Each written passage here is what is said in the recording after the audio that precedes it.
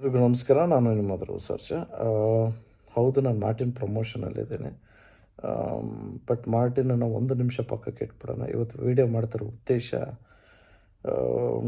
2024 August 14 Indian statistics ಪ್ರಕಾರ ಪ್ರತಿ 16 ನಿಮಿಷಕ್ಕೂ ಒಂದು ಹೆಣ್ಮಗುನ ರೇಪ್ ನಡೀತಾ ಇದೆ. ಎತ್ರ ನಾರ್ಯಸ್ತು ಪೂಜ್ಯಂತೆ ರಮಂತೆ ತತ್ರ ದೇವತಃ ಅಂತ ಹೇಳ್ತಾರೆ. ಎಲ್ಲಿ ಹೆಣ್ಮಕ್ಳು ಮರ್ಯಾದೆ ಗೌರವ ಇರಲ್ವೋ ಅಲ್ಲಿ ಆ ಭಗವಂತನೇ ಇರಲ್ವಂತೆ. ನಮ್ಮದು ರಾಮ ಜನ್ಮಭೂಮಿ ಅಂತ ಕರಿತೀವಿ. ಕೆಲವು ಬಾಸ್ಟರ್ಡ್ಸ್ ಮಾಡ್ತಾ ಇರೋ ಕೃತ್ಯದಿಂದ ನಿಜವಾಗ್ಲೂ ನಮ್ಮ ಭಾರತಕ್ಕೇ ಕೆಟ್ಟ ಹೆಸರು.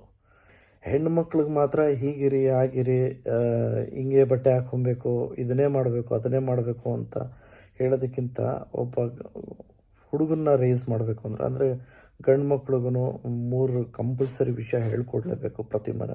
ಪ್ರತಿಯೊಬ್ಬರ ಮನೆಯಲ್ಲೂ ಹೇಗೆ ಪ್ರೊಟೆಕ್ಟ್ ಮಾಡಬೇಕು ಹೆಣ್ಮಕ್ಳನ್ನ, ಮತ್ತು ಹೇಗೆ ಸಪೋರ್ಟ್ ಮಾಡೋದು, ಮತ್ತು ಹೇಗೆ ರೆಸ್ಪೆಕ್ಟ್ ಮಾಡಬೇಕು ಅಂತ ಪ್ರತಿಯೊಬ್ಬರ ಮನೆಯಲ್ಲೂ ಇದು ಹೇಳ್ಕೊಡ್ಲೇಬೇಕು.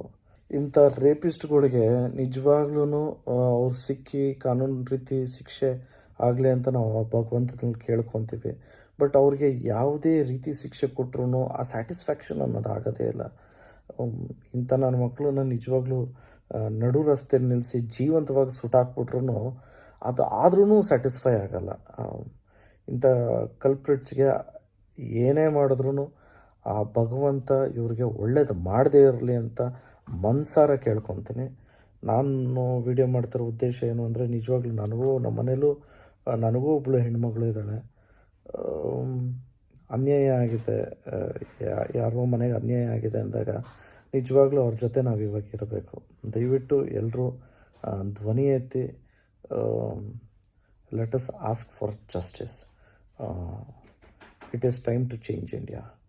ನಾವೆಲ್ಲ ಒಂದಾಗಬೇಕು. ಜಯ ಆಂಜನೇಯ.